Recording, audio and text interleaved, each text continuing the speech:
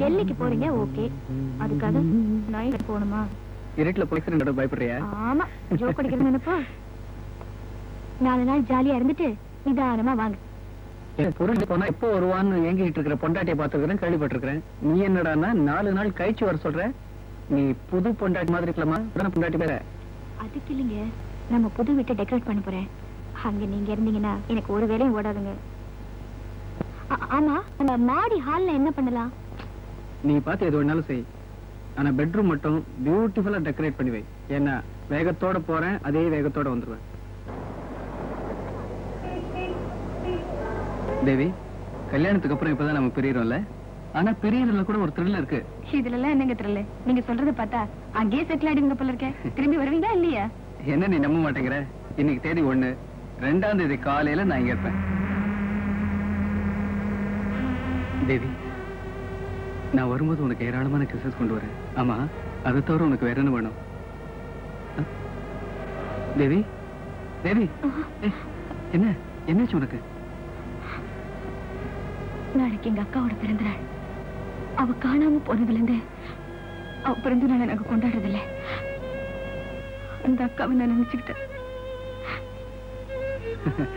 உங்க அக்காவையே நினைச்சுக்கிட்டு வரும்போது வேற யாராவது அக்காவை க்ளோஸ் பண்ணிடாத. வண்டியை ஜாக்கிரதையா ஓட்டு.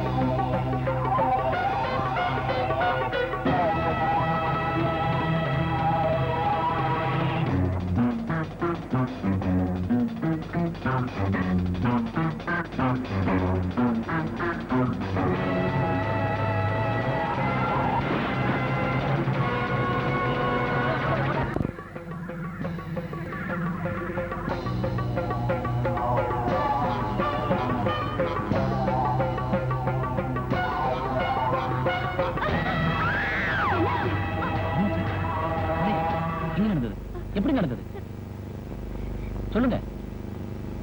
எனக்கு தெரியல சார். தெரியலனா இப்படிமா? என்ன சார் இது?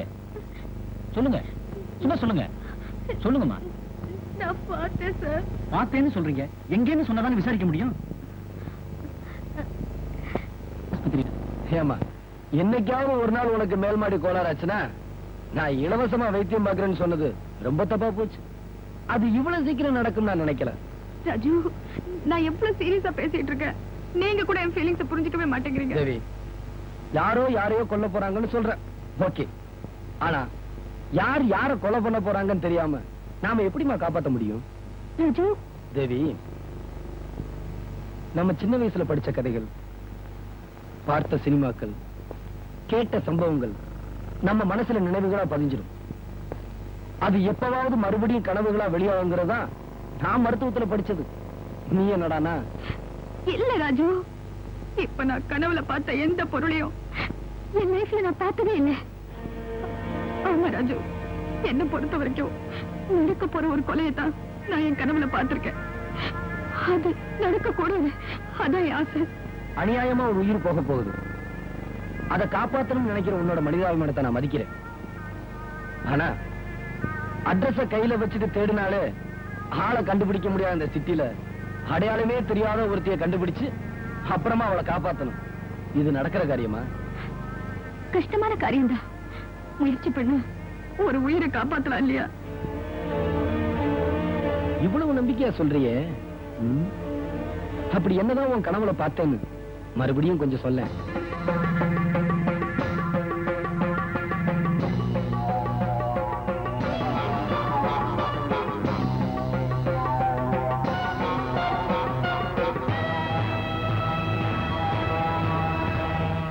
தேவி, இப்ப நீ கனவுல பார்த்த எந்த பொருளையாவது மீண்டும் வாழ்க்கையில சந்திச்சேனா அந்த கொலை நான் போற கொலை இல்லையா? அது வெறும் கனவுதான் நினைச்சிட்டு அமைதியா இரு.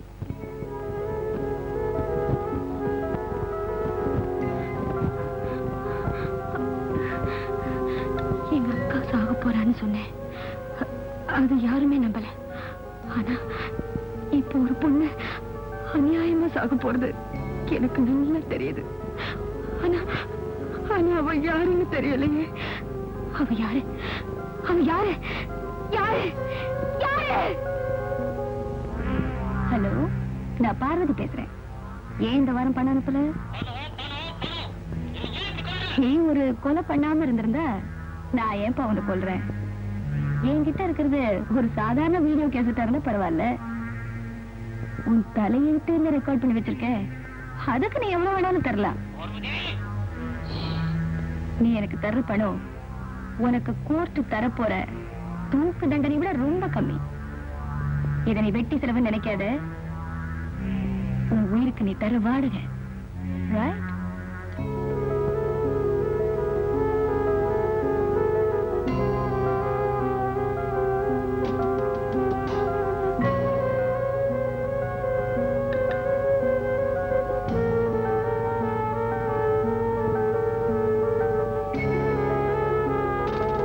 மேடம், நம்ம ப்ரோக்ராம் படி இன்னைக்கு புது பங்களாவை போய் பார்க்கிறோம். எதுக்கு?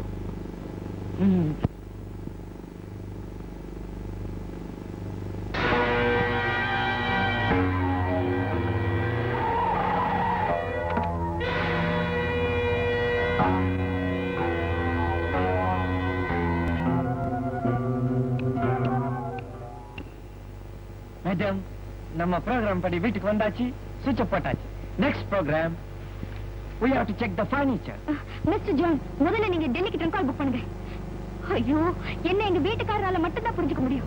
என் மனசுல இருக்கிறது அவர்கிட்ட சொன்னாதான் எனக்கு கொஞ்சமாவது நிம்மதி கிடைக்கும். ப்ளீஸ் மேடம், இங்க இருக்கிறவங்கள குழப்பம் போதாதுன்னு டெல்லியில இருக்கிறவங்க ட்ரங்க் கால் போட்டு குழப்பணுமா? ஸ்டூபிட். சொன்னதை செய்யுங்க. முடியாது மேடம். என்ன, நம்ம ப்ரோக்ராம் படி டெலிபோன் கனெக்ஷன் இன்னும் இங்க வரல.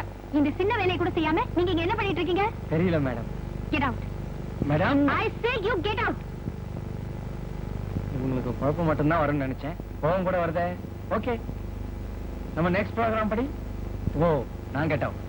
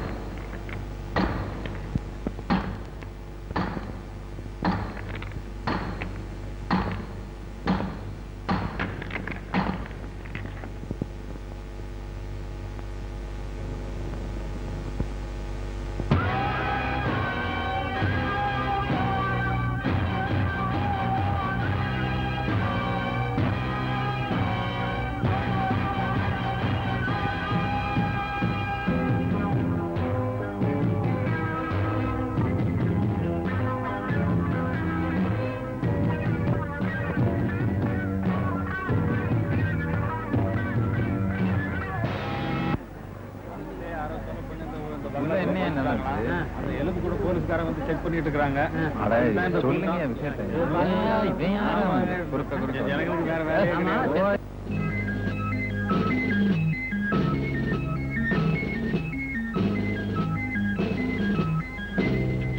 மிஸ்டர் ராஜ், எங்க டாக்டருடைய மெடிக்கல் ரிப்போர்ட் படி சுவத்திலிருந்து தோண்டி எடுக்கப்பட்ட எலும்பு கூடு ஒரு பெண்ணுடையதான்னு தெரிய வருது.